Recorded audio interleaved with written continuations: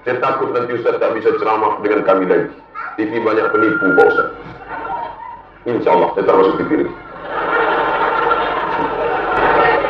Ustaz Abdul Somad akan kami kontrak sebanyak sekian puluh episod. Tidak, saya tak mau kontrak. Nanti saya jadi lelaki kontrakan. Kalau kebetulan saya ke Jakarta, kalian mau ajak saya subuh, karena subuh kosong, kalian jemput saya ke hotel, oke. Tapi kalau saya harus dikontrak, harus pakai pakaian begini, harus di make up oleh bencong, lalu kemudian nanti tangannya harus begini, aku tak bisa dibuat-buat gayanya. Kalau kalian mau ikut gayaku, ikut aku. Kalau kalian tak mau, ya usah cari yang lain.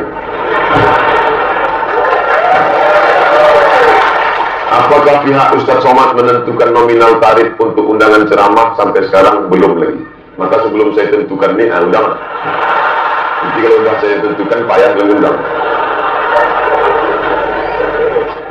Ustaz Somad, katanya kalau ceramah ini diundang minta tiket pesawatnya 3, harus kelas eksekutif, harus Garuda. Lion tak mau kena delay. Saya tidak. Mau aja orang itu mengundang kita menyampaikan ayat-ayat Allah ini, dah alhamdulillah. Mestinya kita yang datang. Lalu dia bawa kita, dia memfasilitasi. Mestinya saya datang ke rumah ini, tapi kemudian diundang oleh keluarga besar Hidayatullah. Alhamdulillah. Oleh sebab itu kita memandang itu. Untuk sekarang, apakah besok berubah? Kita tengoklah. Ketika ada 2-3 orang bersekongkol dalam pekerjaannya, menjegal kawan seiring, menggunting dalam lipatan. Oh, mantapnya bahasa. Mencari kekurangan pekerjaan, menutupi kekurangan sendiri. Apakah gaji yang mereka makan haram? Man ghasyana falaysa minna. Siapa yang menipu kami, bukan golongan kami.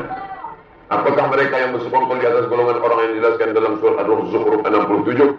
Maka orang-orang yang bekerja sama, wa ta'awanu 'alal birri wat taqwa wa la ta'awanu 'alal ismi wal 'udwan. Jangan bersekongkol menjatuhkan orang. Saya ketemu dengan bapak-bapak sengaja pensiun dini. Saya pensiun dini, Pak. Kenapa bapak pensiun dini? Bersekongkol orang di kantor saya ngajak saya korupsi 3M. Saya tak mau. Ini duit. Saya tak mau kasih makan anak bini saya makan haram. Akhirnya saya dikucilkan, disepelekan. Akhirnya lebih saya selamat. Akhirnya saya hidup sehat.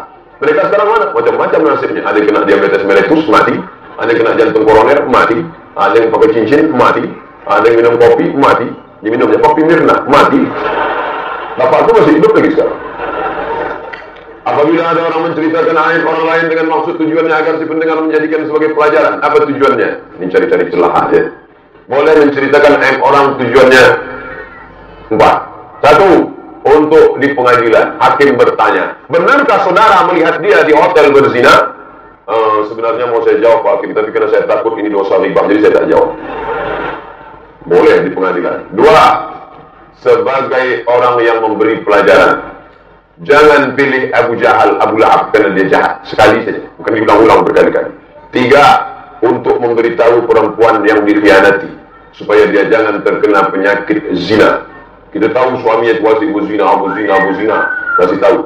Kalau takut langsung ajak saksi, jangan jadi fitnah.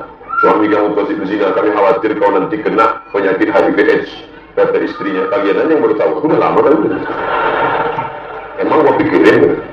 Yang keempat, untuk menunjukkan kebatilan orang batil supaya jangan didengar cakapnya. Namanya jarah wa ta'dil. Jangan dengar kajiannya, karena kami tengok dia itu selalu pacaran di kota luar kota lain, pergi dia. Karena kalau cakap dia dengar, dia akan menimbulkan mudarat pada orang lain. Adapun menikmati pembicaraan, jangan. Apakah jin juga melakukan hijrah? Ya, jin apa? Jin Islam. Namanya jin. Jin dibagi 2, jin muslim. Surat Al-Jin, juz 29. Wa inna minnal muslimun, kami ada jin muslim. Wa minnal qasitun, ada jin kafir. Jin terbagi 2, jin muslim, hijrah. Jin kafir ini, itulah setan. Induk dari segala setan adalah iblis. Iblis itu GM-nya, general manager. Bila kita jadi makmum setiap sholat fardu setelah imam baca Al-Fatihah, apakah kita harus baca ayat juga? Ya. Waladhdallin, amin. Bismillahirrahmanirrahim. Yang saya amalkan mazhab Syafi'i. Kata Ustaz kami tak perlu baca Fatihah Ustaz, karena bacaan imam sudah mengcover bacaan makmum. Mazhab yang dia pakai Hanafi. Kata Ustaz kami kalau sholatnya jahar tak perlu baca, karena sudah dengar telinga. Tapi kalau sholat sir, zuhur sama asar perlu baca, karena telinga makmum tak dengar. Mazhab Maliki. 3 mazhab. Saya tetap pakai mazhab Syafi'i. Saya tak menyalahkan kawan-kawan saya dari Muhammadiyah yang memakai tarjih mazhab Maliki. Ada fadilah puasa Senin Kamis? Puasa Senin. Kenapa kau puasa hari Senin ya Rasulullah? 3 jawabannya. Dzaka yauma wulidtu, hari Senin aku lahir. Wa yauma bu'itsu, hari Senin aku dibangkitkan. Wa yauma unzalu alayya, hari Senin wahyu diturunkan kepada. Kenapa kau puasa hari Kamis? Turfa'u fihi al-a'mal. Amal selama sepekan diangkat pada hari Kamis. Wa uhibbu an yurfa'a amali wa ana shahim. Aku suka ketika amalku diangkat aku sedang berpuasa. Ustaz, kapan akan mengikuti suluk? Lama sudah. Jangan nanya kapan bersuluk. Saya sudah lama bersuluk. Kan tak perlu saya ambil status sedang suluk ni.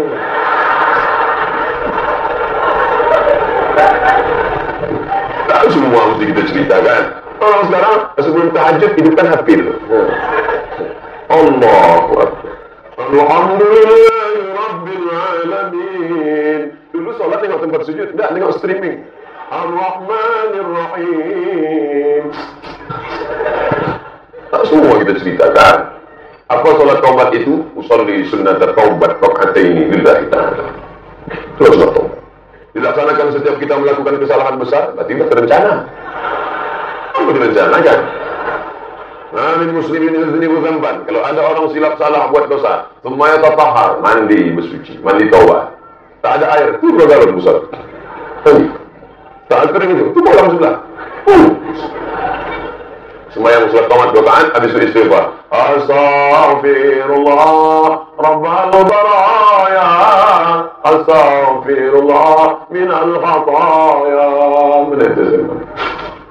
Apa yang kau tangiskan? Simplifikasi belum cair dia. Tak tulus sobat kau. Pak Ustaz, kenapa Ustaz suka beristri 2? Ustaz mana begini juga?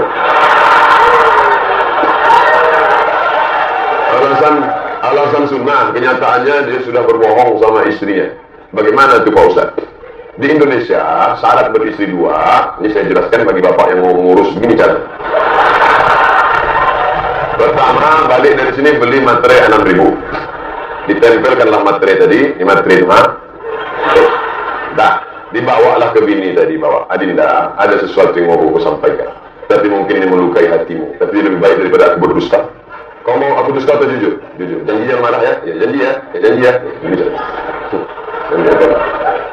Saya yang bertanda tangan di bawah ini, nama tempat tanggal lahir dengan ini, saya ikhlas suami saya menikah sekali lagi. Dah. Sesudah itu surat itu dibawa ke kantor pengadilan agama. Nanti sidang pertama, ini istri, ini suami. Ibu, ya, apakah ibu setuju suami ibu menikah lagi? Setuju Pak Hakim. Benarkah ini surat ibu yang menandatangani? Iya, ditengok hakim, tengok. Belum ngomong tanda tangan besar. Iya. Maka surat tadi disahkan hakim, barulah Pak KUA menikahkan. Itu syarat. Bukan senang begini 2. Apa hukumnya bagi uang telekung, kain sarung agar mencoblos dirinya sendiri? Ambil telekungnya, jangan coblos orang. Orang bersedekah, mana boleh kita tolak? Yang ada doa tolak bala, tolak telekung ada? Mana ada? Tapi nanti sebelum memilih, ibu istikharah, usolli sunnatal istikharah, raka'ataini lillahi ta'ala. Selesai istikharah, bu, dah nampak muka siapa yang nampak mau dipilih tadi? Nampak muka dia aja nampak. Kenapa muka dia nampak? Dia udah ngasih surat Yasin 2, jam dinding 1, rebanas pasang.